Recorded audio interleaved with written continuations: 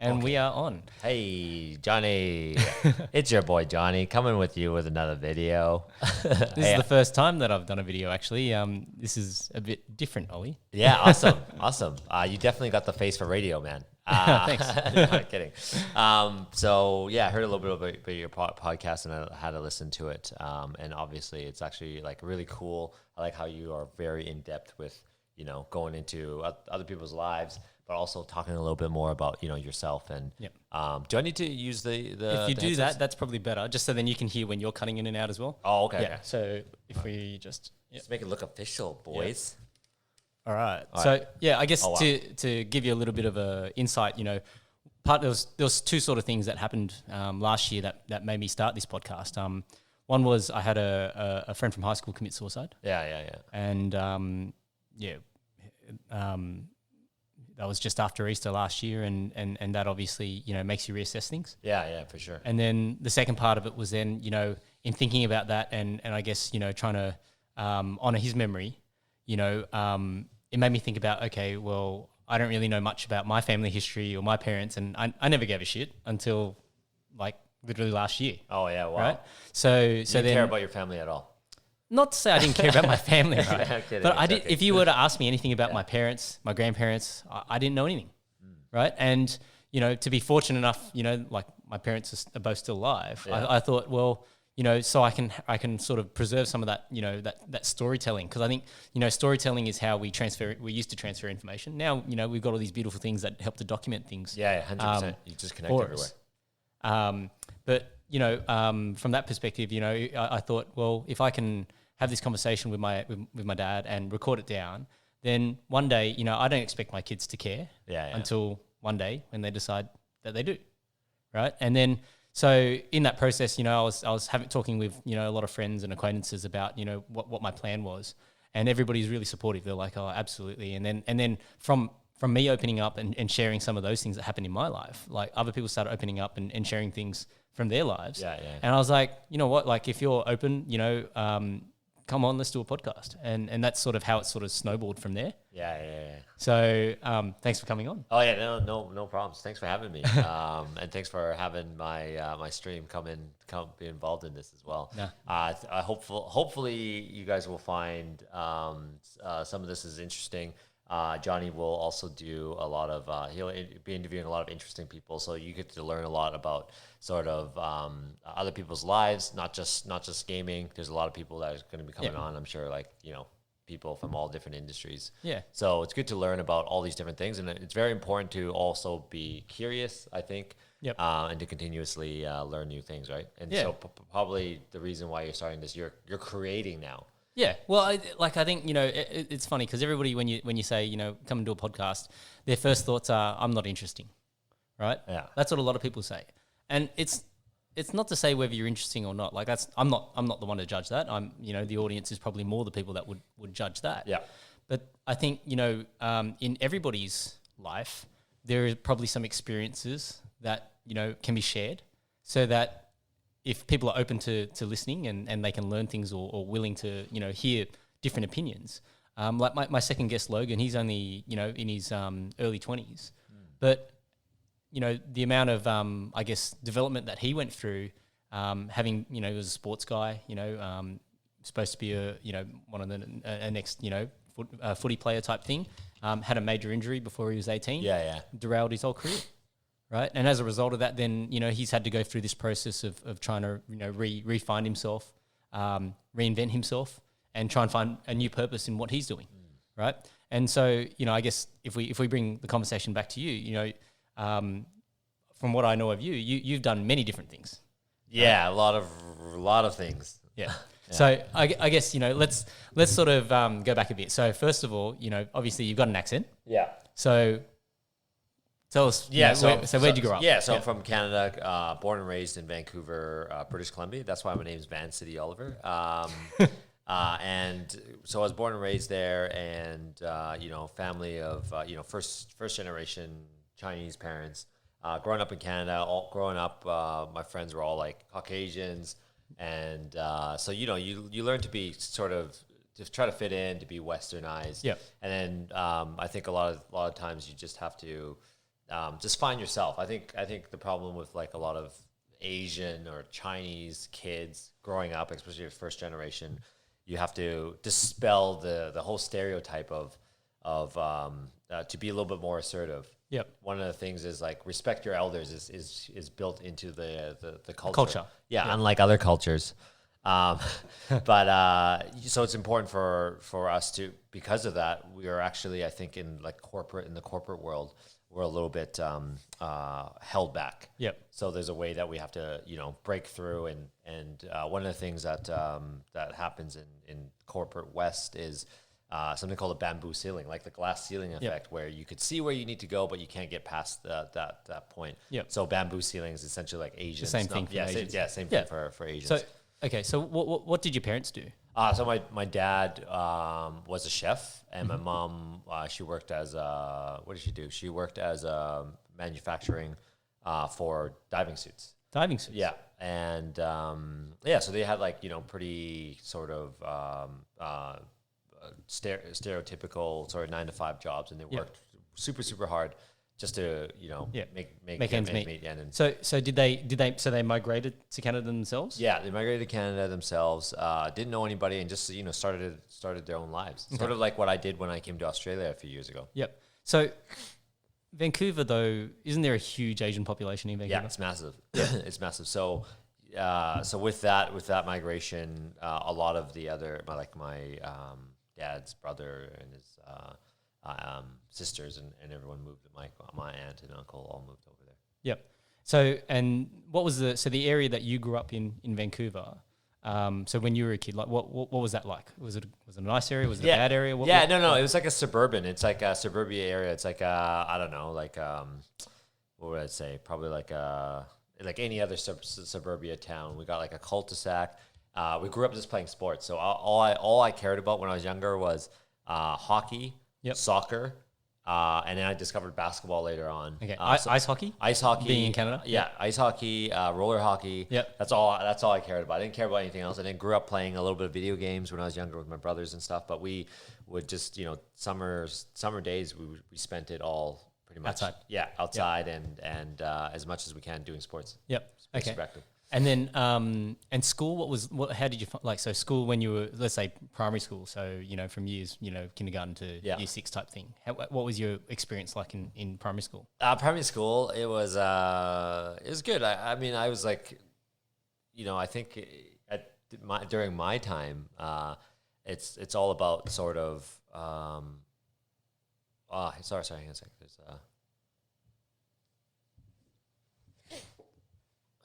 should we just pause this for a second? Yeah, we can pause for a second. Yeah. What? So the volume's not an issue? So they're having an issue with the volume. Did you want to try and plug that in? And yeah, sure. Do you want to just pause it for a second? Yeah. Or does it stop? Yeah, I'll just stop it. All right, and we're back. Sorry about that. We had some technical difficulties with the live stream. So through the magic of technology, it's all seamlessly put together, right? Johnny? Okay. Yeah, so we're talking about your primary school. Yeah, primary school growing up. Essentially, all I did was play sports. So like all I did was play soccer. I wouldn't say I was like the coolest kid, but just hanging out with all these. I was pretty much the only Asian guy growing up around. So we were the only Chinese family in the area. In the area that I lived. So you just have to stick up for yourself. My brother was 2 years older, and he was a bit of got this tough guy sort of attitude moniker. Yeah, and then so people kind of knew me through him, and then he was a pretty cool dude, and everyone really liked him in elementary and also in high school. Yep. So then, and what was high school like for you then? Oh, high school. So I played on my basketball team. I played soccer. I played a little bit of rugby. I played badminton, state level. Yep. So I was just all around sort of athlete. All sports, yeah. So would you be would you be the I guess a jock, so to speak? Sort of. But I would hang out with everybody. I had friends that are like the smoker guys. I had friends that were like the popular people, the jocks, the guys that are playing magic cards, like all over the place. was interested in all of them. Yep. Because every one of them had something cool and something to offer, right? Yeah, something to offer you never experienced before. Yeah. And so academically, like how did you perform academically? Academic, I was actually really, really good. I won a few awards when I was in primary school, high school. My averages were quite high. Yeah. But not like, not the best, not the worst, but better than average. Did your parents push you? No, they surprisingly didn't. Most Asian parents really like push you, drive you hard academic. But they did when we were younger. But then after a bit of time, we didn't. I was just super interested. One of my friends at the time inspired me to pursue like a higher meaning and everything. So even when I was in high school, I was learning about Tony Robbins and doing personal development stuff. And he was the guy that inspired me to do it. This guy, he's a Vietnamese guy, but he's like super athletic. He's really smart. And it's just like, he was just he didn't have this charisma about him. Everyone loved him. And so I'm like, hey, I want you want to try and develop those abilities. Yes. And then he just sort of inspired me, and me and him went to university. And he was really smart. He won like a bunch of academic awards. And he's just like an all around really like awesome dude as a 17-year-old. So I was like, okay, how am I gonna try to do that? And so that kind of pushed me into learning about different things, putting my values in things that are important, relationships, and as opposed to like things. And okay, and so then after high school, like what did you do then? After high school, I went to university, did my business administration for 4 years. Actually, I switched my majors a few times. I did criminology for a little bit, and during that time, I was also volunteering for there's this thing called Citizens on Patrol. Okay, which is like a police department where people drive around in old cop cars. Looking for stolen vehicles and crime. So we essentially just tell on people, like dabblers. They're just like, oh, hey, there's crime going on here, guys. Let's call the cops and let's leave the scene. But it's actually really, really interesting. So I met a lot of really interesting people. This guy named Jack Palmer, who's like this 87-year-old volunteer. He's been doing it for many, many years. And that's like his drive in life. Every time we would go by his old apartment, his then wife, he would always honk the horn, and she would come on. They would wave each other. It was just like a really, really cool romance. And the guy was really sharp. Like he would just make fun of you if you say the wrong things or do the wrong things. But also he's like very super witty. Old. Really, really witty, and he's done so many different things. He might have passed away now, Jack Palmer. God bless his soul. But yeah, he was definitely someone that was, had an impact in sort of like, wow, seeing how good relationships are built on. They've been together for like 60 years, their marriage. And I don't know, like people's lives don't even last that long. And did you ever get into any trouble doing that sort of thing? So you end up in the wrong area. We have a few times, but the thing is, like we have access to. We've done like police roadblocks, assisted with the police. We had our own like older radar gun things that we started like doing speed cameras for. It's just like a cool volunteer experience. People would come by, we shoot them, and if they went over the speed limit, we send them a letter. And just give them a warning. Give them a warning. We caught you. You better not be doing that again, or else nothing will happen to you. There would have been some people that would have absolutely hated your guts. So even throughout university and into my later work, I've always like done volunteering, and I've always tried to give back to the community whenever I can, because I feel like that's it's important for people to altruistically do things for other people, to build the community and to strengthen things, so that there's a bigger purpose than just like living your life day to day and chasing the next consumable purchases. So what did you study at uni? So I did criminology stuff, so all the ologies, and then I did like a bit of philosophy, and then I switched my major to business. Okay. So I finished off my business admin degree. And then so then when did the decision to try and just basically uproot yourself and move to a different country? Oh wow, okay, yeah. So basically, when I was throughout. I just felt like I had to leave. If I didn't leave Canada to live in another place, I would have stayed there forever. Yep. because it is such a great place to Yep. live.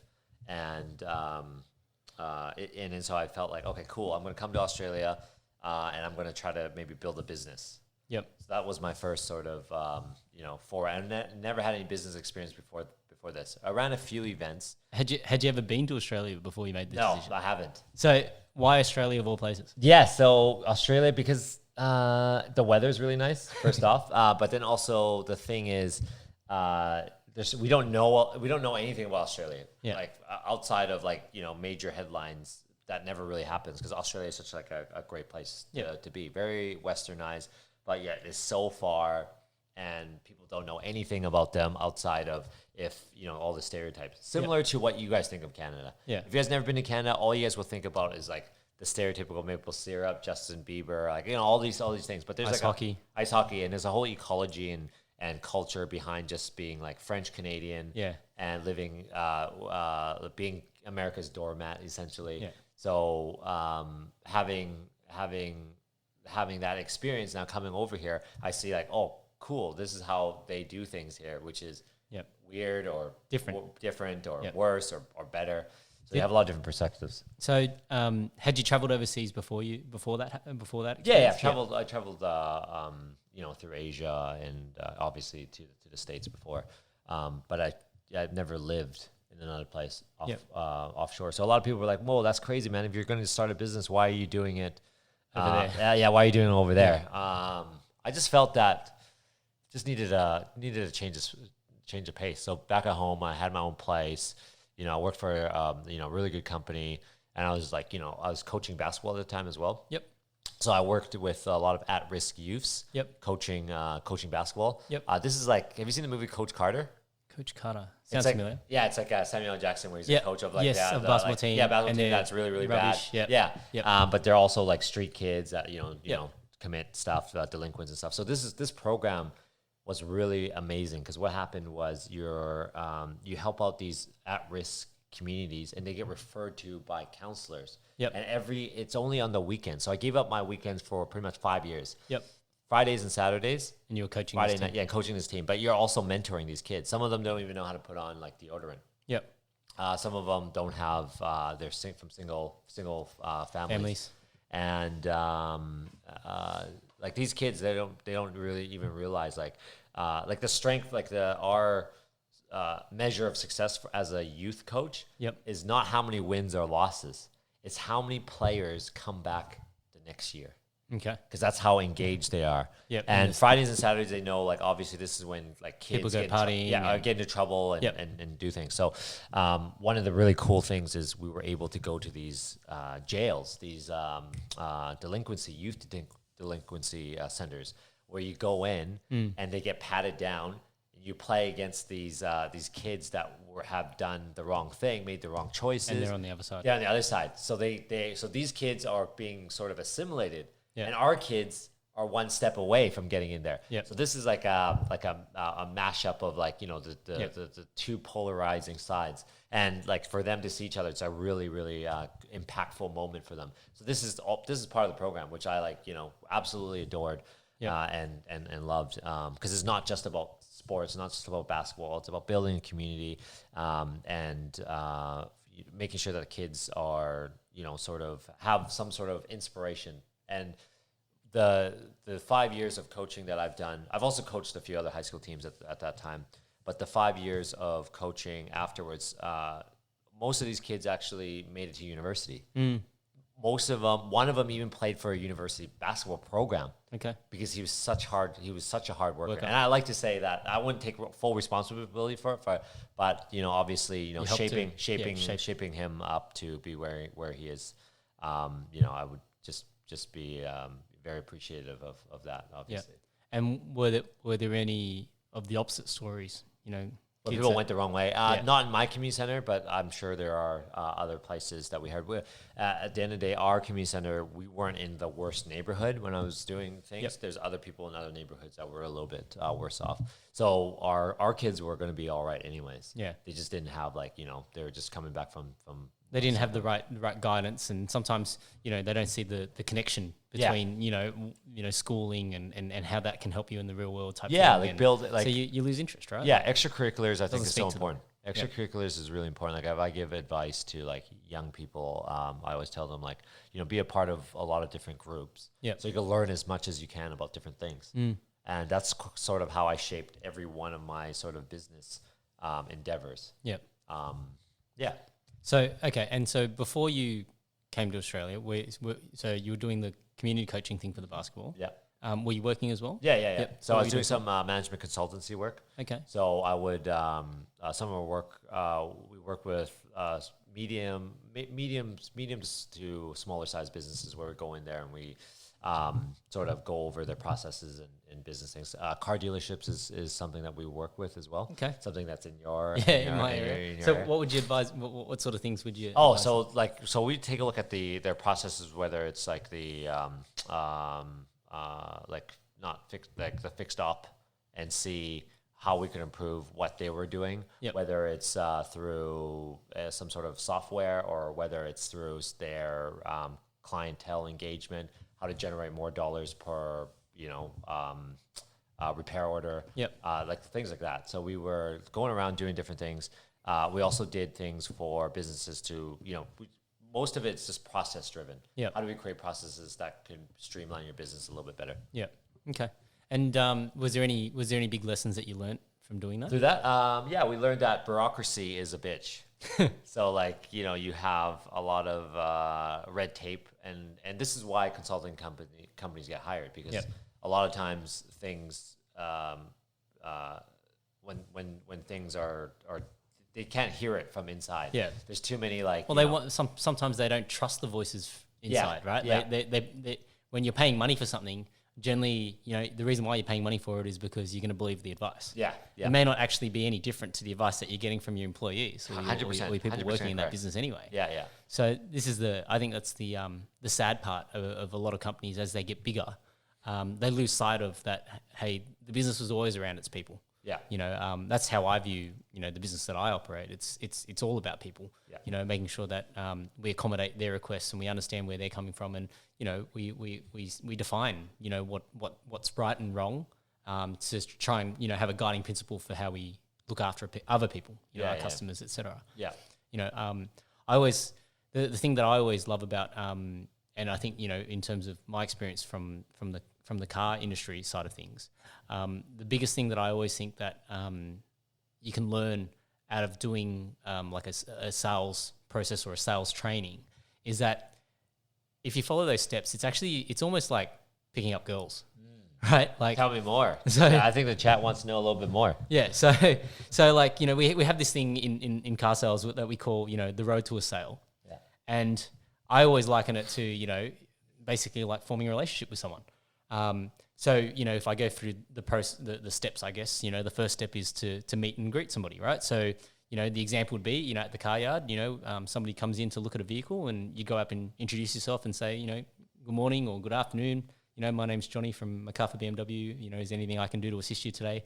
And we'd open up with a nice, warm introduction and a question. It'd be the same as if I met you at a party and I say, g'day, my name's Johnny, how you going type thing, right? Yeah. So, that first impression that you set, in my business, I always have to explain to my guys and just remind them. They know, everybody knows, but you can sometimes overlook the basics, of looking presentable, and just always thinking that, today could be the day that you might meet the person that you're going to be with the rest of your life, right? It may be. Yeah. It may not be, but it may be. So if you go into work with that mindset, you'd want to look like $1 million, right? Mm-hmm. So it's the same thing, if you're going out, pay a little bit of attention to it. Not everybody's materialistic. I'm not saying for that reason. Just taking care of yourself. Yeah, That's but what I think it also gives you confidence, right? So if you're wearing clothes that make you feel good and you've got that confidence, that's going to come off in that interaction, right? And then from that, after that initial sort of introduction, meet and greet phase, we go through a process that we call needs discovery. So in that process, I'm going to ask you lots of questions. You're probably going to ask me questions because you might value my opinion, right? If we're talking about a specific vehicle. Yeah. If I'm talking about, meeting somebody, then it's getting to know them, right? So, I want to find out, things like, what do you like? What are you into? Do we have common interests? So those are the sorts of things that we go through at that point in time. And the key thing, I guess, from a relationship side of things is that you can start this process with many different people, right? It doesn't necessarily have to mean you're going to end up in a relationship with them. It could mean that you're just going to start a friendship, right? And all friendships, I guess, start in that similar fashion, right? You meet somebody, you find out more about them. And then I guess the next step in our road to a sale process is basically, once we know a little bit more about what they're looking for, we now choose a vehicle that's going to meet those requirements, and we showcase that vehicle. 100%. Right? So likewise, if it is for a dating situation, now that you know a little bit more about, the person and what they might be into, you start to, I guess, showcase yourself. Yeah. Right? Yeah, and no doubt. I mean, relationships, whether it's with clients or with or you're streaming, or whether you're building a business or any sort of community, sort of the same thing. It's find out what their incentives are in anything, and then you could make if you understand their incentives, you understand their motivations. Yeah, and you could not manipulate them, guys, but just to understand it and to see if you could be a part of that and see if you could influence people positively. Yeah, so it's the key in any sort of influence or persuasion is that the person has to come to that conclusion themselves. Yeah. If they don't come to that conclusion themselves, they're going to feel cheated. Yeah. Right? Or coercion. And so then, the reason why we call it a road to a sale is because if you follow the steps correctly, 9 times out of 10, you should end up with the right outcome. Yeah. So I guess after we've gone through that, selecting the vehicle and presenting on that vehicle, we go through that test drive phase, right? And so depending on how you want to look at it from a relationship perspective, that could be dating, it could be something else, depending on how you want to think about it. Yeah. Right. But generally through that process, you're going to identify, well, is this the right fit? Yes or no. Right. And I think the point, I guess, depending on what your purpose in chasing the relationship is, then the next steps become really important. So a lot of people, would skip over some of these next steps, but I guess, for how I describe it is after we've done the test drive, so or we've dated or whatever, then we need to put our cards on the table. So I call that like the presenting figures stage. So, where we'll go and put on the table, what is the value of that vehicle that they're looking at. And likewise, when we now need to understand from the other person, what their timeframes are, how are they paying for the vehicle? Is there a trade-in? All these sorts of things that come into that situation.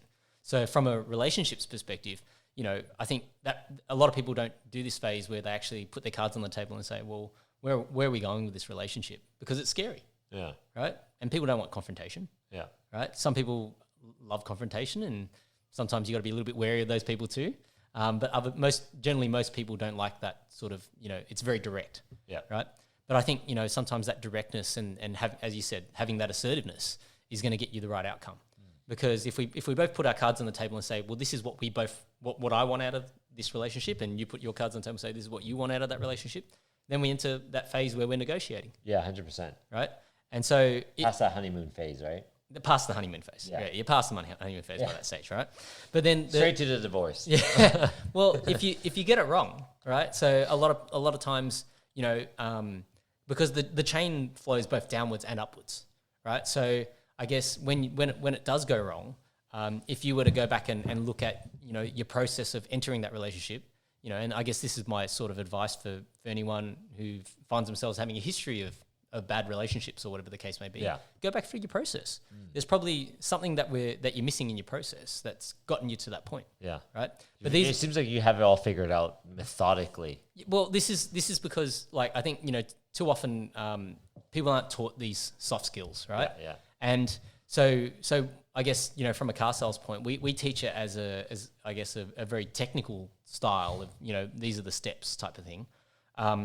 But tried and true. What I try and do is actually try and draw out what are the concepts behind it, because in most situations a certain tactic or a technique is only good for that specific instance. But the soft skills in life is how can you translate those skills? So for I guess that car sales style of skill and translate that into forming good relationships. Like that's how I see that translation of skill. Yeah. Right. And so, you know, it's a skill that, you know, everybody should, you know, even people that say I hate sales, you know, or I hate people, right? You still need to develop some of these skills. Yeah. So yeah, I think, you know, the thing that I always focus on in life is trying to understand, you know, how can this particular skill translate to other aspects? So it doesn't just necessarily have to relate to one specific task that I'm doing. Yeah. Yeah. So how did you learn that? How did you think that when did you start thinking that that's important? When did I start thinking that was important? Okay, so so I went through in my career, like I went through a phase where I got thrust into a management position. Yeah. And, you know, I was quite young at the time, and I didn't have, you know, I had the theory, you know, what you get taught in school and what you think is right, but I didn't have the practice. And not only didn't I didn't have the practice, I probably also didn't, I guess I probably had too much ego at the time and a bit of pride. And so you don't really look at things objectively. You look at it as, you know, or how do I make myself look better?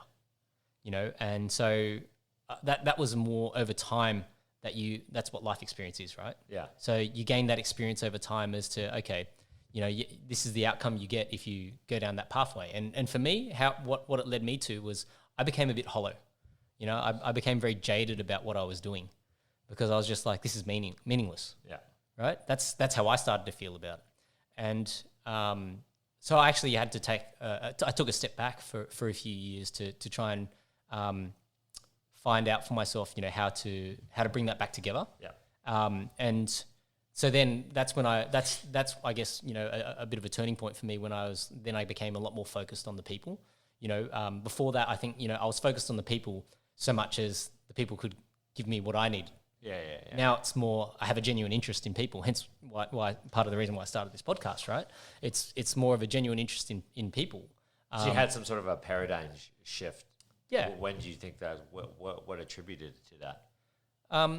Okay, so there's a pretty cool concept that I was exposed to, you know, I guess in some of the training that, you know, or talks and things like that I've seen where, you know, they call it the see, do, get paradigm, right? So the example would be like, let's say, you know, you go to a party and, you know, you got one person on your right who is facing the opposite way the whole night. Yeah. And so you look at that and you go, this guy's ignoring me, you know, well, I'm not going to talk to him.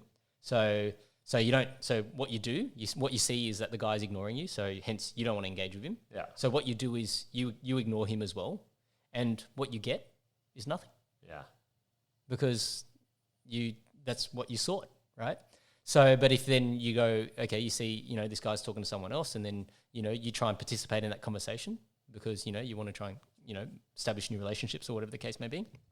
So you change how you see it. You know, the initial view was that, okay, you know, I don't know anything about this guy, but he's ignoring me, right? That was the first view, I guess. The second view would then be to say, okay, well, he's involved in a conversation, which is fine. So I won't interrupt his conversation, but when he's free, I'm going to introduce myself and, you know, we'll see where that goes. Yeah. Right. So it's just what you see determines what you do, and what you do determines what you get. Yeah. Right. So that makes sense. So I guess that was sort of the way that I view it in terms of that paradigm. So now, you know, I think, you know, I just try and be a little bit more honest in terms of, you know, how I view myself, and how what my role is. Like, I guess at the end of the day, you know, the role that I've got is I'm responsible for other people's livelihoods. Like they've got families, so they've got kids, or whatever, if they don't have kids, or they've got to, you know, support their lifestyles. And my role is, you know, as the manager there, is to obviously allow them to have the lifestyle that they want to have. Yeah. Right? Yeah. So I guess, you know, for you, right, like when you landed in Australia, how did you go, what was your first step? Like you had it in your mind that you're going to start this business. Yeah. So I was already... Did you already have the business idea? Yeah, I already had the business idea. So, but before that, when I was working, I also did a lot of other volunteer stuff. I started a foundation for a friend who passed away tragically in a river. So we created like this foundation for him where his there's a foundation grant where that money continues to build, and their family could use something positive out of that. So when I was back in Canada, I was running all these events also for non-profits, like the Canadian Kidney Foundation. We raised a few $1,000s. doing like a bunch of different charitable things. So I've always been involved Yep. in like the volunteering and Yep. giving back aspect So- of things. So what happened with your friend? So he just went fishing, and then he got swept in the the river. river, into the river, like the rapids, and then he's wearing the fishing waders, Yep. which it filled up with water. He pretty much just get pulled down. It's really tragic. He's like 23 years old. Family was super devastated. We orchestrated like a search and rescue sort of thing for them, and then when they when his body came back up a few days later, their family was obviously torn. So instead of like focusing the energy on something negative, let's Yep. try to like build Turn something, into something turn positive. into something positive for him. And Yep. so that's why I felt like and this is what delayed me into getting into Australia, because I was supposed to come back, come here at that time. Yep. And so I already had like sort of like when I came here, the company that I started was Office Athletes. I'm not sure if you know anything about Yep. that. Yeah. So well, I remember. We borrowed your. yeah, that's bubble right. soccer That's equipment? right. That's Yep. right. So we did sports events for companies against other companies. Yep. But I've never ran, I've never done business to business. Okay. Like we have a sales team that does business to business, but we were in our management consultancy role. You don't go in and have to sell your services, right? So this is like completely new learning for me. How do you get someone to buy into your service when you don't have any connections here? I didn't know anybody. Yeah. I only had one friend who was a doctor, studying to be a doctor here. So what did you do? And that's about it. So I didn't have that much money. I only had like I think $5,000 on me. Yep.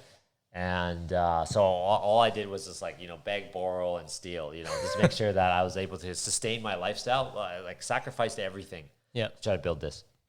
And what I liked about Office Athletes was it addressed a lot of corporates. Like every corporation, large corporation, has something called a triple bottom line: social responsibility, health and well-being, and employee engagement. So we wanted Office Athletes to do all three of these things. Yep. So there would be a charity component to it, where 10% of the proceeds of what they play, what they come into, will go back into sort of the charitable organization. So it not only that, it also put charities in front of these large organizations that would normally get a chance.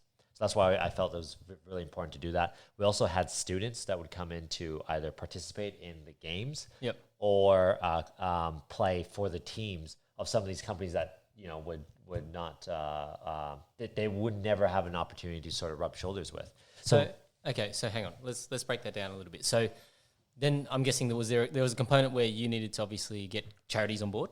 Yeah, Yep. yeah, And then there was the component where then now you're going to go and see all these businesses yeah, and then Right. try and have them, I guess, pay to be a part of this program. yeah. Try and form a team, and where there was shortfall of numbers, then you were chasing students who would then be chasing obviously relationships and Yeah, graduate positions 100%. type Yeah, of thing yeah. with these companies. Yeah, and also get some just some experience. Yeah. And as a sports coach, we realize the sports engagement is really, really great for people, not just youth, right? To be a part of a community, for them to. So we created the program that was not just companies playing against other companies, but companies would be playing against companies, and there would be sort of like positively geared sports news stories that would feature some of these companies and feature some of the employees. So they feel really great. They go back to the site, they would share within each other. So that's essentially the idea that I had. And then now I just had to execute when I was in Sydney. So how did you sell yourself when there was like you're a Canadian guy, right? Like how did Great question. So pretty much a lot of no's and a lot of failures. Yeah. A lot of different things that we tried. So I was in a few publications. Mm-hmm. So I learned about public relations and how to get your story on board. We were on Sydney Morning. My first publication was on Sydney Morning Herald. Yep. And it was basically a story that was talking about is social media dead for businesses, right? Yep. And at that time, I never used Facebook for building this business. I was only on LinkedIn. So I was just contacting people cold through LinkedIn. Oh, HR managers, executives. So on my LinkedIn page, there's I'm connected to so many HR people now. Yep. Because of this first business. Yep. So essentially, I just took a lot of L's, and then eventually kept on just fighting through it. My first company that I signed was Groupon. Okay. So because I was able to get Groupon, Yep. I was then able to target LinkedIn. Okay. So LinkedIn, the social media Team network, there. Yep. they were their offices participated, and because of that, we were able to then have talks with Macquarie Bank, Yep. CBA, and so on and so on and so on. So it just grew. Yeah, it just grew, and then that's it. So when they're asked us, oh, what other companies are involved, I'm like, well, we're in talks with these companies. We're in talks with IBM, which we were. Yeah. But we never had them signed yet. Yep. You just got to fake it till you make it in business. No different than when you're streaming, guys. It's sort of the same principle. It's like, you want to make yourself as big as you possibly can. These are all things that I think I just kept on learning, and that's what I loved the most about business building is like learning the process, understanding how it works, and then trying to continuously execute it until you get to the results you need. Yeah. So did you ever at any point were you thinking I'm going to fail? Oh yeah, all the time. It's like even when running the events, we were so scared that people were going to get hurt. Yep. We're so scared that teams were going to drop out. And one of the things that I realized with Office Athletes was the business. Business is hard enough, but then not only do you, once you sell it to the company, the gatekeeper, whoever it is, it could be the receptionist, the office manager, the exec, the HR, and how I pitched it would be different for every individual. So if it was for a staff member, I'd be like, yeah, hey, it's cool, it's fun. You're playing sports, right? This is what you love. This is what you're playing against other cool companies, and you get a chance to meet them. Yep. Like, oh, cool. Talking to HR manager, I'd be like, oh, this is all about engagement. Yeah. It's all about engaging your staff. Turnover is really, really expensive, Yep. so make sure you do this. This is a way that you could get this product in, and then maybe we could do something else. And then there was, if I was talking to an exec, it'd be like, bottom line, like this is how much money you would save if one of your staff members left, but because they're engaged in this product, this is not going to. And this is not going to be the only program that you need, but it's a start, and it's affordable. And that's one of the things, like pricing was one of the troubles, one of the things that I had. Looking back at it now, the prices what we were doing, what we're offering is way too low. Business to business is like a Macquarie Bank. Macquarie Bank they kept on saying no to us because we weren't big enough. Yep. Their compliancy was like, it's heavy. Yep. And so you have to prove to them like, hey, no, we You're have a viable product. Yeah. We have a valuable product. I think you should definitely get in here. The CBA is going to come play. Is that something you're interested in? Yep. So yeah, and then like just through that alone, there's like I could talk a lot at length about like the failures and the successes of trying to get people in. But as I was doing that, I was also doing some modeling, acting work on the side to pay for bills to supplement the business as well. So there's a lot of things that I felt like, okay, if I have the tools to do it, and if I'm sought after, then why not? Yep. I just look at it in the same way. So in the acting work that I do, it's also like a lot of people come, they have like traditional training, classical training, and they spent years doing like the theater, monologues, whatever. But the thing is, when they're going in for a film and TV role or a commercial, you only say one line. Yeah. So you don't need to have all the other bits and pieces. All the bits and pieces. Yeah. So when you do get a role that you require like a challenging accent or something, then you sort of go back and then you try to supplement. And then you take an acting class or whatever it takes, right? So, watch YouTube. We'll talk about the acting in a second. I still want to just touch on a few more things with Office Athletes. So I guess that's no longer running, is it? No. So we winded it down, and one of the issues that we've had, there's two issues that we had with the business. We had an injury, a major injury. One of a guy from Groupon broke his hand, and a Macquarie Bank employee tripped him up. Yep. And so he was also middle manager. He wasn't just like whatever. And then so this is a company sanctioned event, which means that they had to look for a replacement, pay out the healthcare costs, workers' compensation, insurance wise, and it just was not good. And we could have been on the hook. They signed waiver forms, but waiver forms are waiver forms, right? If they really want to go after you, you're a small operator. It might not be a good look. So we realized that compliancy and liabilities. And then also, we didn't have a venue. When I came to Sydney, I was like, oh, it's outdoors. People love sports. There should be no problems. My naivety. So jumping into Office Athletes, being naive, not understanding like, how business and not having a straight venue, kind of killed our business. And also our business model was a little bit off. But through that process, I learned a lot about partnerships. So we worked with Uber. We also worked with Anytime Fitness. They were one of our partners where we promote each other through various channels. So there's a lot of things that I learned in like sort of partnerships, motivations, and incentive structures of these companies. And what's so important is having a database. There was also another a company that was doing selling like sort of team uniforms, and they wanted to purchase our company, but the caveat was for me to continuously to keep running that. But at the time, I was already involved in other projects. I could talk about those in a bit. Okay. I was just thinking, when you're talking about injury, I think maybe there's a future for Office athletes. Yeah, that's right. That's right. For the Fortnite players out there. Okay. Okay. Now let's talk about the acting. Yes. So, what was the first role you got? So I did some modeling stuff back in Canada. So Okay. like photo shoots and things. I did. And how did you get involved in that? Like, did somebody just say, "Hey"? You want to do it? No, I think I started off like during the Vancouver Olympics. I was one of the placard bearers for the Hungarian team. So so pretty much the guy in the opening ceremonies, there's a representative pulling the players out. So through that, I met a lot of like models, actors, and all these different people. And then so I just got involved in like an agency. And then like when you start doing some modeling work, you just then branch off and do acting stuff. If you're required to say a line, you just go for it, and your agency will try to send you if they feel that you're okay to say like a line or two. Okay. And that's it. And that's how I sort of like, started off. Yep. So my first thing was doing the Vancouver Olympics, and I did a lot of other like, smaller photo shoots for some companies. Yep. And when I came out here, I got an agent and then started sort of working.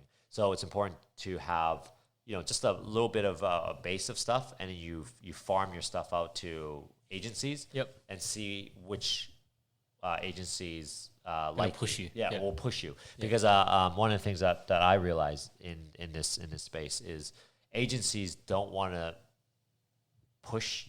They don't want to. They don't care who you are. They just want as many people in their portfolio that fits a certain role, and they'll send as many of those people as possible. So they're not looking after your incentives and their incentives is completely different. Yep. Okay. And it makes sense because they want to send out as many people as possible, Exactly. right? Yep. Not just like to have you just because who are you? It doesn't matter. And also one of the things is like you deal with so much rejection. Yep. Going for roles, I could speak about all the things that I've auditioned for.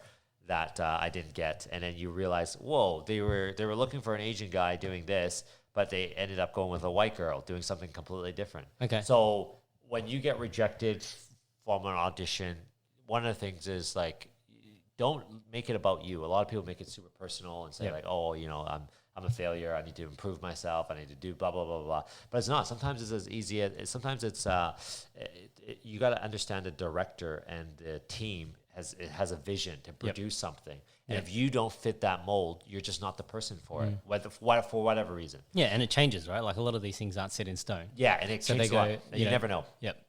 And you never know. So so through that, you just learn about like failing at business, learning about different things. You just continue just to grind it out, and you just learn so much about yourself. And one of the things is, and I think it's important for everyone out there, to just be appreciative. Yep. When you don't have, like, I appreciate like guys that like push themselves when they're super uncomfortable, and then when they do get that thing, people that fast for X amount of time, or people that whether it's athletes that push themselves, Olympians that push themselves, training 5, 6, 7 days a week, 3, 4 hours a day. Yeah. At the end of the day, the payoff is the satisfaction that they're achieving something, and they'll appreciate it more. If they won't appreciate anything. If I was telling you right now, Johnny, you have 1 million people, you have 1 million listeners, you'd be like, okay, whatever. I don't really care. You haven't gone through the struggle. So this is what I see a lot in business as well. So right now, I'm also involved in other charitable organizations, a nonprofit called Generation Entrepreneurs, where we help high school kids learn about entrepreneurship. Yep. And it's one of Australia's largest entrepreneurship programs for high school kids. And it's actually really interesting. The guy that started it, Victor, at the time, he was 15. Yep. He interned for me. Yep. And for office athletes. Okay. And I was like, man, office athletes, man, we didn't have enough staff. Him and his partners came out to volunteer their time. Yep. So I was forever grateful for Victor Zhang. Shout out to Victor Zhang. And then when he started, hey, I'm going to start this generation entrepreneur program. I'm like, yeah, whatever you need, I'm down for it. Yep. And then so now it's growing.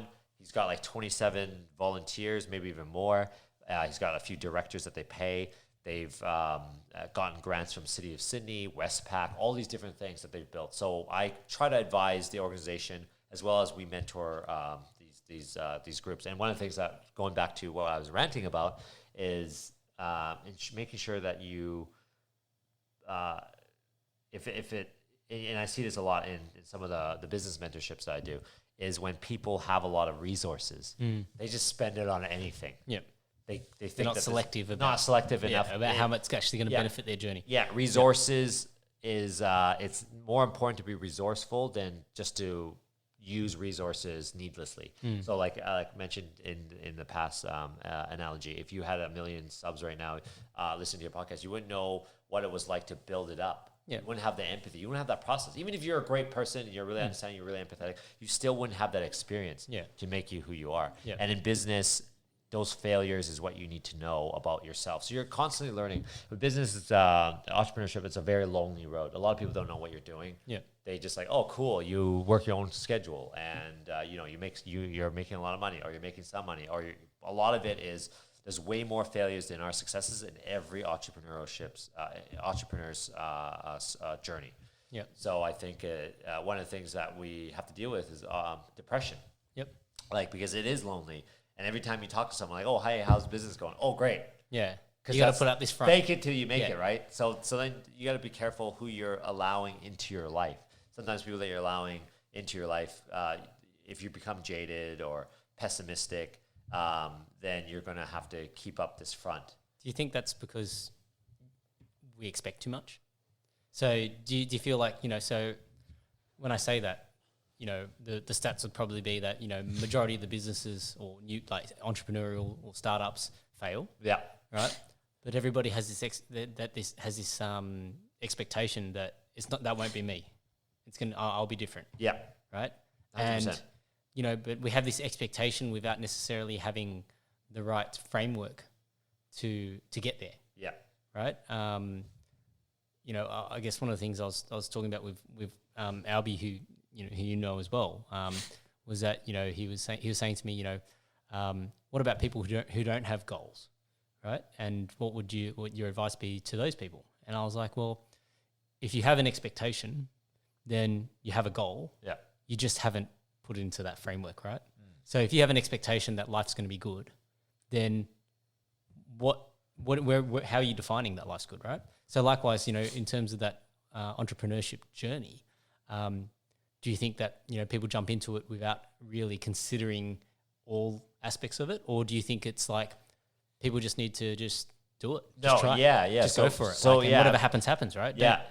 So I probably judged and listened to probably over 1,000 business pitches. Yep. It just in the time that I started mentoring and working with other businesses, and yeah. So sorry. And in that process, you just find out that you can find out people's mental fortitude quite quickly, whether they're going to make it or not. And a lot of people are like saying, oh, what's more important? Is it timing? Is it product market fit?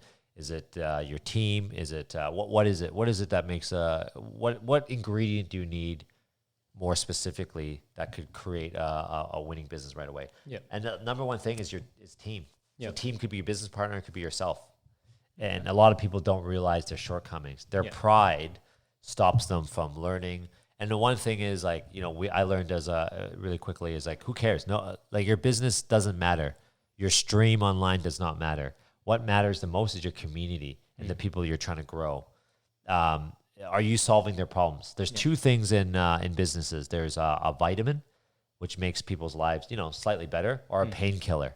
A painkiller is like YouTube. If YouTube disappeared right now, people's people would be devastated by it because there's so much content and so much things on there that they would have to look elsewhere and it wouldn't be the same. So you want to create the businesses that have painkillers are the businesses that are going to succeed. So understanding your audience is super, super key in this step. And a lot of people make assumptions like, oh, I think this t-shirt's really going to sell, but they don't understand like maybe the market already has too many t-shirts, or the t-shirt that you're making isn't different than what they already know. So understanding your community and working with that. And there's a lot of things that we teach and we discuss in our sort of entrepreneurship dealings. And it's no different than, you know, what you were talking about when you're getting your customer to buy a car. If you get a customer to buy a car, you get that customer to buy a software tool, to get a government project, an infrastructure project done, to get you know, them to like you, to date you. It's the same. It's the same.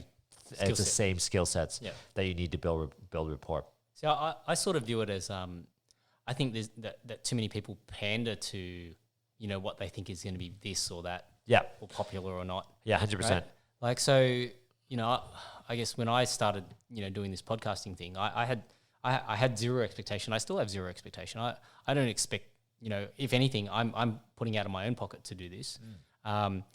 And I'm not expecting a return on it, but what I enjoy about it is actually, you know, listening to other people's perspectives and having the great conversation and, you know, I guess the simple fact of being able to share that with other people. If some people get great value from it, great. If people don't care, don't listen, also doesn't matter, right? For me, it was more just that outlet to sort of, you know, challenge things, challenge my own thinking, challenge maybe, you know, other people's thinking in terms of, you know, what they might be processing or those sorts of emotions. Yeah, definitely. And just, you know, I guess sharing, and I guess, you know, I've had, you know, influences, you know, from other podcasters, like, you know, most people would listen, if you're into podcasting, you listen to Joe Rogan's podcast, like he's got the biggest.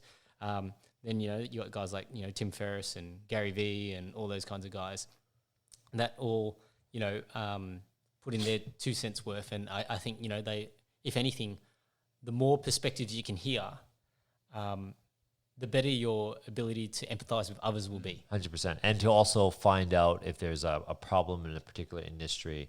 So I'm involved in so many industries, and by jumping onto a particular industry, you learn how to solve another industry's problem. So learning as much and being curious can only help you be a solutions-oriented person, and that is someone that everyone wants to hire, work with, or be around.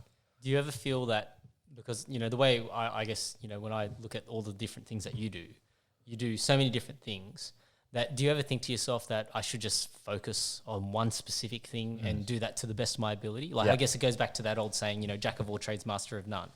Are you a proponent of that theory, or you just think that, you know, you prefer to just do what keeps you interested and spread yourself across all these different things? No. What's your sort of... Definitely not. That's a lot of these businesses, a lot of people that are building something, they try to be a lot of things to a lot of different people, like a blue ocean strategy. But what's more important is to like have it singularly focused. If that's something that you really, really care about. So if you really care about streaming, that's what you should be doing. If you really care about your career, that's what you should be focusing on. So what branching out allows you to do is get a taste for other things, but you don't want to be too diverted. But with my latest business, Host My B&B, we have staff members that do the things for me. So right now, there's people bringing people into some of our properties, and I'll explain a little bit more about what we're doing at that point. But so like you just want to set up systems where you could free up your time so that I can open up a stream. I can take time to have a chat with you. And I think that's what's important about one of the things in business that a lot of people don't realize. They're chasing a dragon, essentially. You know, like, what's your goal? And you want to turn over this amount of money. Cool. And then what? And then you're going to turn over this amount of money. And then what? What are you going to do with your time? Are you going to focus on running your business? Or are you going to let your business run you? Or are you going to run your own business? Well, that's the story of the Mexican fisherman. You heard the story, right? Yeah. So I guess, you know, for the other people listening, it's about, you know, this American guy goes to Mexico on holidays and he sees this guy fishing, and the guy comes in and he's got, you know, these 5 beautiful fish, and he goes, oh, look, you know, look at these beautiful fish. You know, we should go into business and start selling these fish, you know. And the Mexican guy was like, oh, I've just got enough for my family, but, you know, tell me more. Yeah. And then the businessman goes, you know, okay, well, what we'll do tomorrow is we'll go out fishing and we'll bring in 50 fish and we'll go to the markets and we'll sell those fish, and then we'll use that money to hire more fishermen and we'll grow our business. And then the Mexican guy goes, and then what? Yeah. Right. And then, you know, we'll buy more boats, we'll hire more fishermen, and, you know, we'll start distributing fish all over Mexico. And the Mexican guy goes, and then what? And then he goes, okay, well then by that stage, you know, that'll probably take us maybe 10 years to build up that business. And then, you know, in the next 10 years, you know, we'll try and ship our fish to globally, to America and to other countries. Yeah. And then the Mexican guy's like, and then what? And then, you know, by this stage, you know, we'll have made enough money so that we can retire, you know, sit down and enjoy times with our family. And the Mexican guy goes, you know, I do that every day. You know, why would I give all that up to work harder to end up getting myself back to the same position that I'm doing right now? Yeah, right? That's right. So, you know, we have this real sort of, as you said, chasing the dragon. I never, you know, use that sort of terminology when thinking about it. But yeah, we want to keep sort of upgrading ourselves and chasing for what purpose?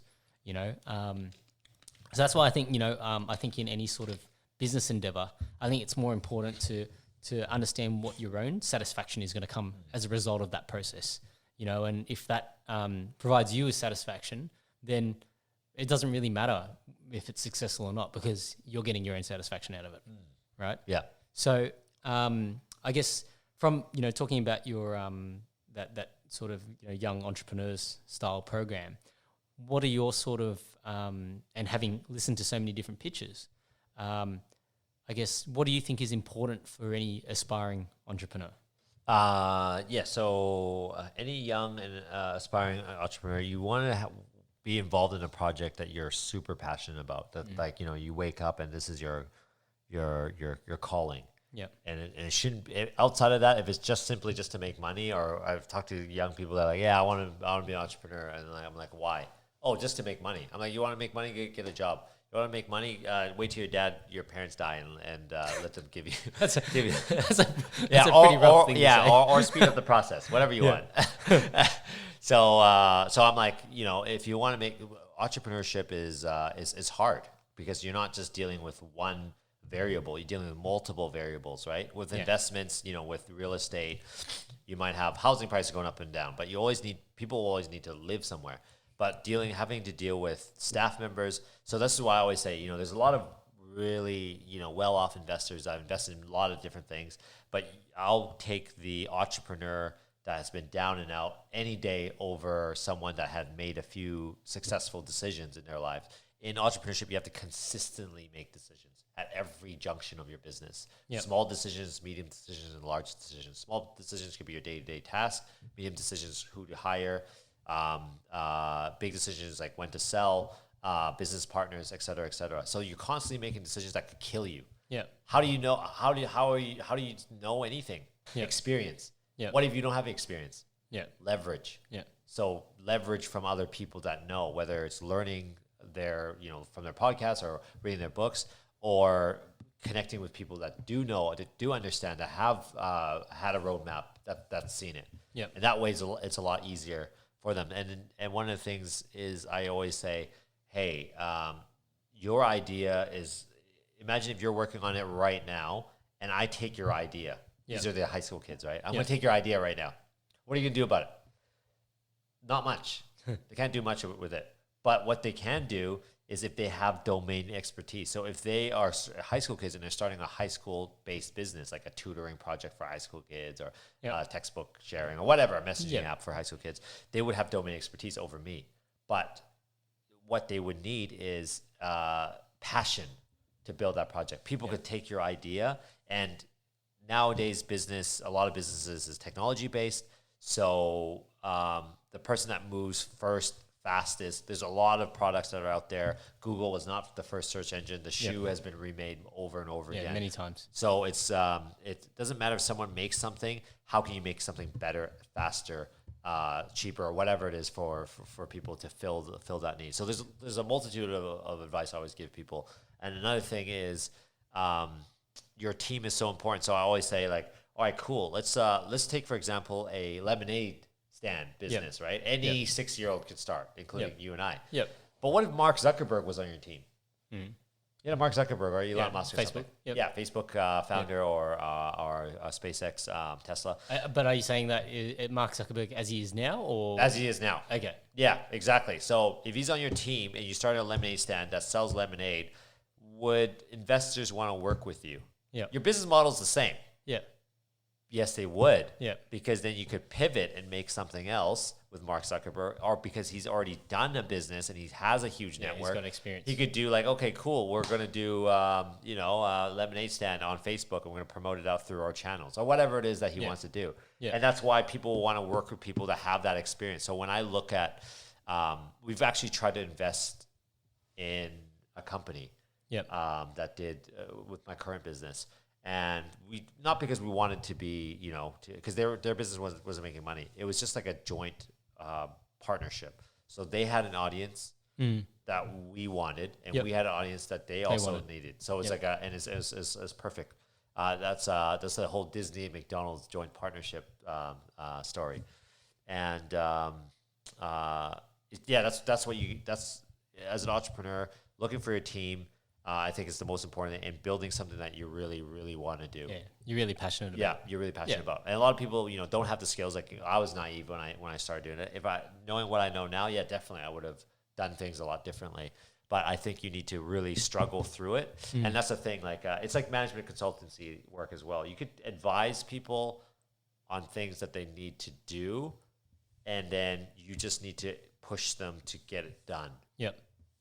It's not you doing it for them because they won't see as much benefits and things. It's just like so it's like making sure that you find that project that you're really really gung ho about and just keep on doing that. Yep. Fair enough. So not really diversifying. For me, I'm in a stage where I do have a little bit of time that could do different things. Obviously, I'm still growing the business whenever need be, but I'm at a stage where I've almost automated things. Yep. I'm almost at the point. And you want to ask the question of like, if I get hit by a bus tomorrow, will my business go down or go up? And if the answer is down, that means you don't have enough processes or pieces to continue floating the business upwards. Yeah. Yeah. I think that applies in any business, regardless of size and scale. Like if your business fails to run when there are people missing, then there's bigger issues, deeper seated issues. Right? Yeah. And if you have people leaving, how do you find that replacement? How do you give autonomy and engagement to those staff so that they would say, no different than what you have to work with. Yeah. Okay. So let's talk about your current ventures. So what are you currently working on now? So obviously, acting stuff aside, I'm still working on that. That's ongoing. And I think just a side point with acting, it's like it's something that you could really appreciate. So like I've been to auditions where I'm usually not really nervous around anything, but in auditions I get super nervous. And this is my body telling me, hey, I'm uncomfortable. I need to continuously do it. Yeah. Make myself stronger and better. So anytime that you feel uncomfortable, you see that as an opportunity to get stronger. Yeah. 100%. Because the thing that I always think about is like when we caught up once for lunch, and you just sparked up this conversation with some total strangers sitting beside us, and I was just like, what are you doing? For me, I was just like, I thought we were just having lunch, and then, we're talking to these other random strangers. Yeah. And, I always see you as a very personable person. Like you are able to communicate with anyone and everyone, and you've got almost like no fear in doing so. Yeah. I mean, have you always been that way, or is that something that you? No, I've learned, and I've always continuously. So like, I was also really bad at doing public speaking. Yep. So I forced myself to do that. I was an MC at my cousin's wedding. Then I did some talks over at Macquarie Bank. I've spoken at University of Macquarie, UCID, UNSW. Yeah. On various like business and things. So that just pushes me to be more and more comfortable. But it's also to there's one thing. How are you at public speaking? Are you all right? I enjoy public speaking. Okay.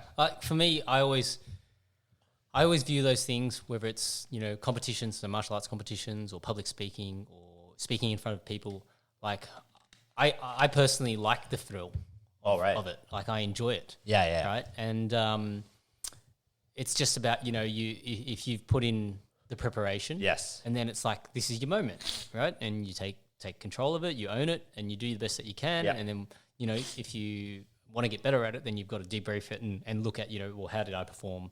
How was that? What could I have done better?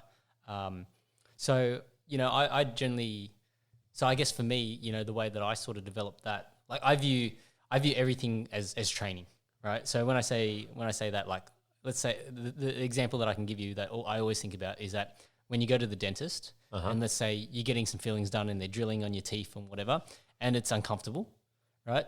I'd sit there and try and get myself as relaxed as possible, because even though it might hurt or it's nervy or whatever the case may be, it's like training. I'm training my tolerance, my ability to take pain. Yeah. So a lot of the times, when I go through a setback from an injury or something like that, I view it from that perspective of, okay, well, that's training. Like I've got to train myself to get better and overcome prevent injury or rehab or whatever the case may be. And likewise, I view those sorts of challenges as opportunities to improve, right? I can't say that I'm as game as you in terms of, being able to just walk up to anyone and say hello and start. But why wouldn't you? I mean, in your job, you do that. Exactly. Well, so I guess it's just the environment, right? Like it. Yeah, exactly. Yeah. But the environment, you're trained to do this. So what's the difference between you doing this, talking in your job, and then you talking to somebody else? Yeah. That you wouldn't know anyways off the street.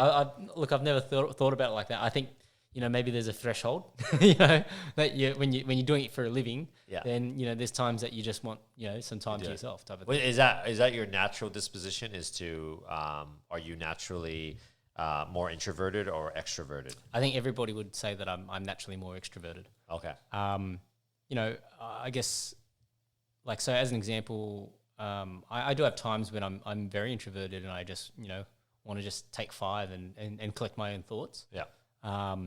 So a lot of those times, we might be doing some like family things with the extended family and that. And Angela's like, why aren't you talking? And I'm like, I'm cool. I'm just chill out. Yeah. I don't need to talk. Like I talk enough on a daily basis. Yeah. Then I'm doing more talking, through this podcast and training. How does that make you feel? Does that make you, do you want to do it, or do you, cause that's what an extrovert just draws energy from people around them. Yeah. An introvert draws energy from themselves in terms of what they want to be around. I think for me it's a balance, because I think, I sort of always talk about these different principles, but I guess I like to view it as the principle of thirds, right? So, 1/3 before any interaction, I like to prep myself for that interaction to make sure that I'm in the right headspace, that I'm not going to carry any baggage into this conversation or the next conversation or whatever. And then the middle third is the actual act of doing it. And then the last third, I always think, reflection and self-reflection is a really good thing. So I guess when I go into that self-reflection phase, then I'm more focused on being introverted, because I need to debrief myself. Yeah. And understand, okay, if the interaction didn't go the way that I wanted it to go, how could I have done it better? So you're thinking of from a very transactional part. Is that from your job, or like do you see that with other people as well? Because if you're not talking to people when, even if it's like, your family, friends or whatever, I just think that's different, because you're trained now to talk. But what if you were in a job where you didn't have to talk as much? Would you then be okay with that? That's why I'm trying to think. Yeah. Are you actually an extrovert, or do you think you're an extrovert because of your job? I think, there's everybody has different sort of sides, right? So I think, what's your most natural self? So if you were with your friends, you don't have any obligations to say anything. Yeah. Would you be more out there? If you're in a space where you didn't know anyone, would you be more likely to speak out? Would you keep to yourself? Like that's the difference. Okay. But not in a work environment. Yeah. Work is an induced artificial environment. Yeah. That you're provocated, so it's completely different than if you were by yourself. Well, I guess like in my work environment, I spend a lot of time in the limelight, right? So in my personal environment, I'm okay to not be in the limelight. So I think that's probably more the sort of distinction that I sort of place on it. You know, like if I'm going to be in the limelight at work all the time, when I'm at home, I don't want to be in the limelight. I want it to be about my family or my kids or my wife or whatever the case may be. Let them enjoy, you know, being in the limelight. Why? Why? Yeah. Because I don't need to be in the limelight, you know, 100% of the time. Why? I don't. But that's different though. You're being in the limelight in your work life. Yeah. But your business life is so your personal life is going to be different. So why would you devote like your energy or like your like how you are to one group and present yourself differently to another group if you're naturally, you know, want to be more I guess when you mean limelight, I mean like the talking aspect of putting yourself forward. Yeah, like if of course it doesn't mean that, you know, I don't talk to people. I'll talk to people. Yeah. But you know, I won't go and chase being the center of attention. Yeah, so that's probably the way that I would put it. You know, I think at the end of the day, if you're offering something of value, people will gravitate towards you anyway, and they'll want to, you know, conduct conversation or get into the conversation type of a thing. Yeah. So I wouldn't say I actively chase it to prove a point or make a point type of a thing. I'll contribute where my contribution's required type of a thing. So we got a bit off track. Let's get back to the other things that you're doing. So this the current business that you're doing at the moment with the Airbnb thing. Yeah. How did that come about? So there's a guy that was working on the business idea, and essentially I was kind of helping him along, and then essentially what happened at the end was he couldn't commit the time for the business. Yep. And I was like, okay, well, if you can't, and this is something that you learn through, like, you know, I never had a business partner before. He was like sort of like my pseudo business partner, but then realizing that he couldn't commit the time and he couldn't commit the money. So there's no way that we could be 50-50 partners. Yep. And how that came about was essentially we had an idea and then we just started looking around for people. Yep. Just like on Airtasker, Gumtree. Yep. Found my first client and then realized I didn't have a website. We didn't even know what we were going to charge. We just like went ahead to do it, got the person in, and then we built everything around it. Yep. So this is why in a lot of businesses, why they fail is because they spend a lot of resources on stuff that is not required. Okay, cool. Let's hire the staff members. Let's put all the marketing collateral stuff in there. Let's build the product, polish it up, and then now let's look for customers. And by that time, they already spent so much money, and maybe it's not a product that people want. So you want to like test everything. Yep. And so that's what we started doing. We just started like, oh, hey, we have this service.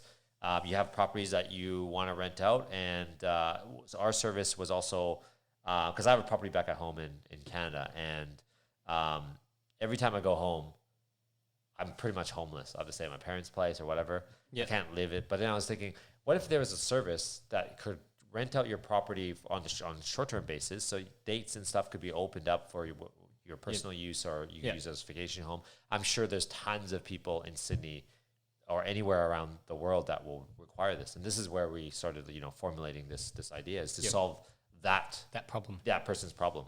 Because they can't rent it out long term. They want to use it, but they also want to earn some income. And if their rental income is short term, they could potentially earn more short-term rental income than long-term. But then how is that different from Airbnb? So Airbnb is so our company is called Host My B&B. We do short-term and long-term rentals for people. So we facilitate 100% of the work so they don't have to do it. And maximizing profits with our sort of processes in the place. Okay. And did you, I guess, in starting this business, did you have any setbacks? Yeah, it's always tons of setbacks. Any notable ones? Yes. So we had someone in Brisbane. So we expanded to Brisbane and Melbourne. We had a guy in Brisbane that essentially took the business. He was on a sponsorship, and we couldn't sponsor him for whatever reason. And then he decided that he was gonna steal all our clients. and steal our account. How? Exactly. So he signed a contract that is a non-compete. He signed a contract that, you know, all the collateral, everything that he's working on is actually our assets and our intellectual property. Yep. And he still went to do. So this guy's just an idiot, essentially, what it comes down to. And he tried to sort of just steal all the business, and it actually damaged our business reputation amongst all the clients in Brisbane. Yeah. Yep. So we could have went after him, but that's the thing with businesses. Like, there's a lot of risk involved. Sometimes you make bad decisions with trusting the wrong person. With him, he didn't really grow the business that much, but in terms of like he was maintaining it, and he was doing a good enough job. But I think the issue is, I mean, if you look at sort of looking back at it, there's a lot of things that we could have done differently. But but with him, that was really, really stressful, super stressful. Didn't know what to do, and we were going to think of like, okay, seeking legal damages against him.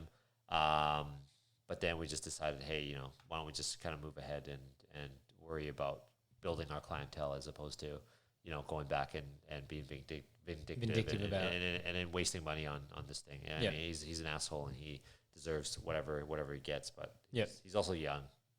Yeah. Okay. Maybe young people.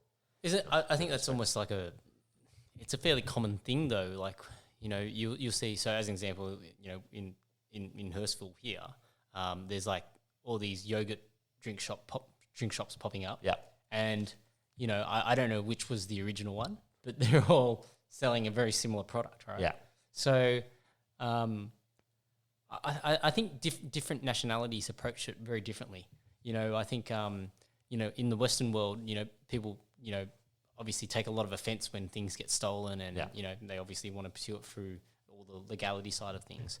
But then from a I guess, an Eastern perspective, I guess, a lot of places there's a lot of imitations and copies, right? And it's just like I guess people view it as the course of doing business.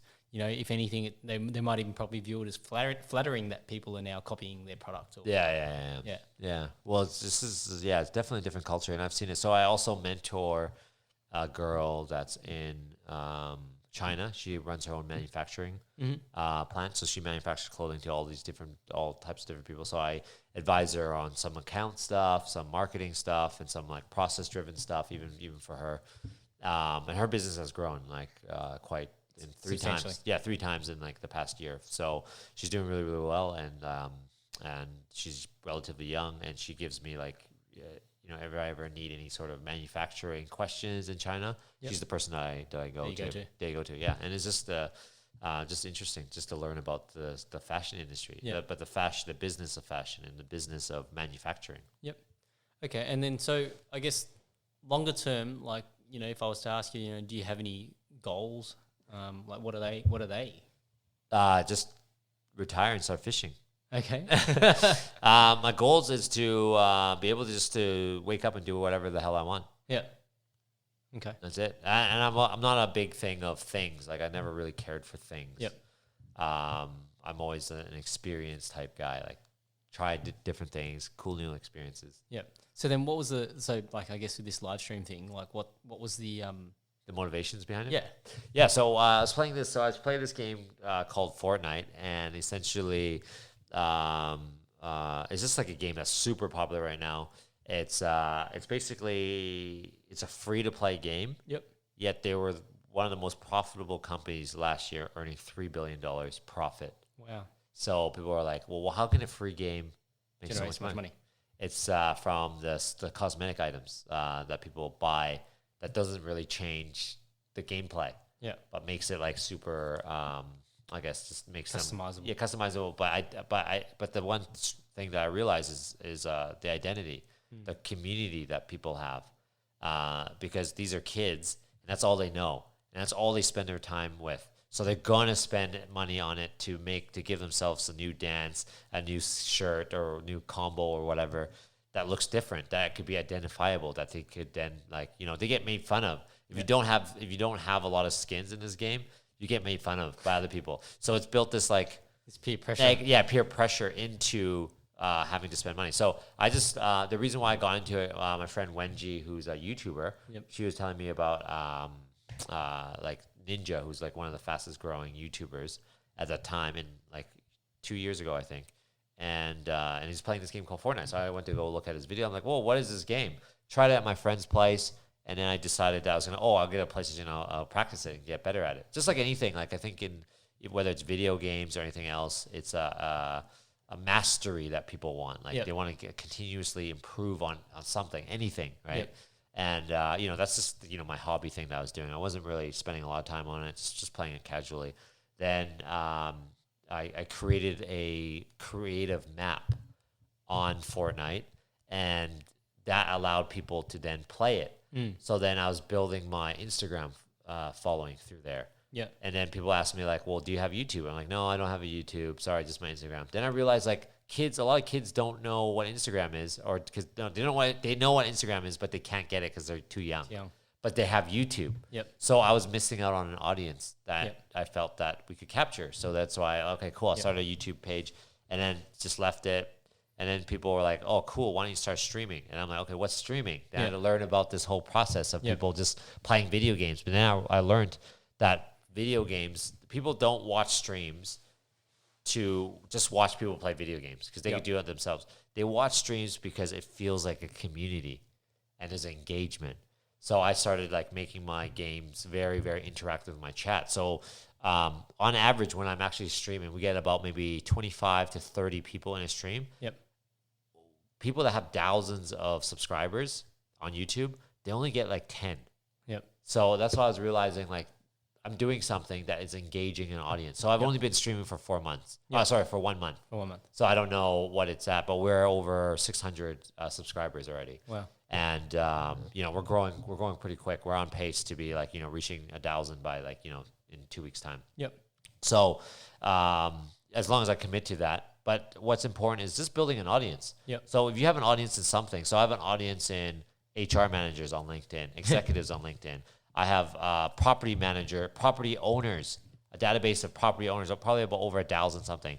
I have, I also created another, I had a affiliate website that we sold gifts and gadgets as well. That was building. Well, is it like drop shipping or? No, affiliate model. So not drop shipping. It's called, I can't believe they make that. So essentially it's just products that is like weird gifts and gadgets.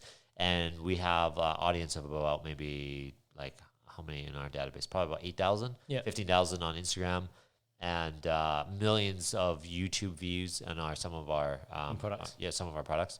And I just learned how to repurpose content. So through all these learnings, I just apply it to my next thing. So whether it's building the stream and then working on a thumbnail, and then optimizing all the video, optimizing the video for that. Yeah.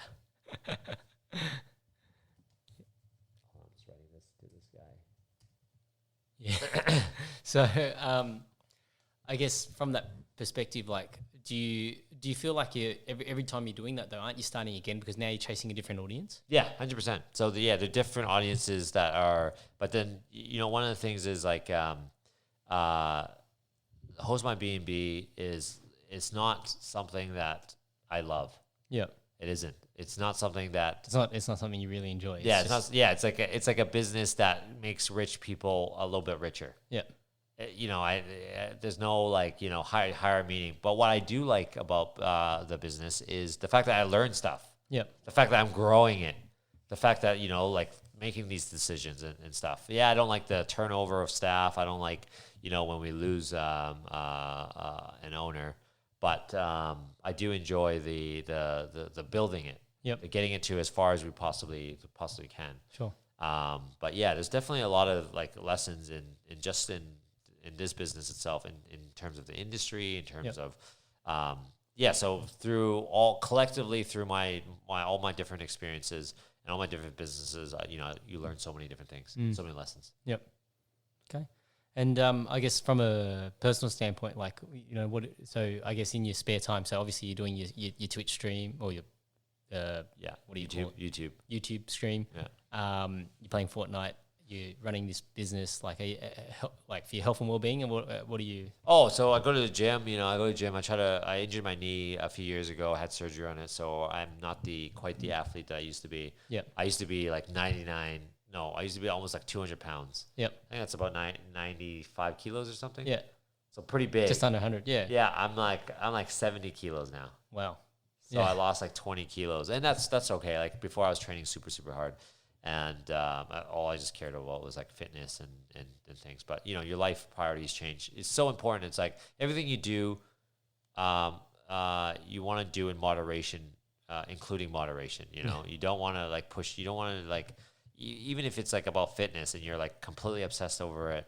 What happens is then that's all you think about, and then you push away all your things. It's all about a balance and trying to balance everything out as best you can. I'm the opposite. I chase those obsessions. Oh yeah, right. Yeah, right, like right. I like, you know, when I'm obsessed with something, I go deep. And like I the reason why I like it that way is because I think, you know, when you go deep into something, then you get to a point where then you do have that translation of that skill and that ability. You know, like I think, you know, you're probably seeing it because you've gotten yourself into these, you know, difficult situations with your entrepreneurship and sort of the businesses that you started and done on that side of things. That you've probably gone deep enough at those sorts of things to then translate some of those skills to other things. But I think, you know, if you just, you know, have that sort of scattered shot approach, you almost, just before you actually getting somewhere, you've probably given up and moved on to the next. Yeah, 100%. So that's why I see that all. It's very easy to start something. It's really hard to finish it. Yeah. So I definitely do not recommend. This is over a span of like all those endeavors and things is over a span of like since I've been here 8 years. Yep. So it's not like it was like, oh, I spent like a month doing this and then that's it. And the affiliate store is still running. We're still growing that. Same with the and so building this audience can then feed into another audience if it's relatable. Yep. So that's why it's so important. Whatever audience you're building, just start building it. Yep. Fair enough. All right. I think we'll leave it there. Is that all right? Yeah, we covered heaps. Oh, okay. Yeah. All right. Sounds good. Thanks for having me, Johnny. Thanks to the. Make sure you guys subscribe to Johnny's YouTube channel as well, Sir Johnny. Mr. Johnny, sir. Yeah, I haven't really got anything up there yet, but if you can find me on iTunes or Spotify under the podcast, it's called Johnny Yaps. Yeah. So awesome. Awesome. Thanks, guys. Thanks for listening. Yeah. Thanks, Johnny.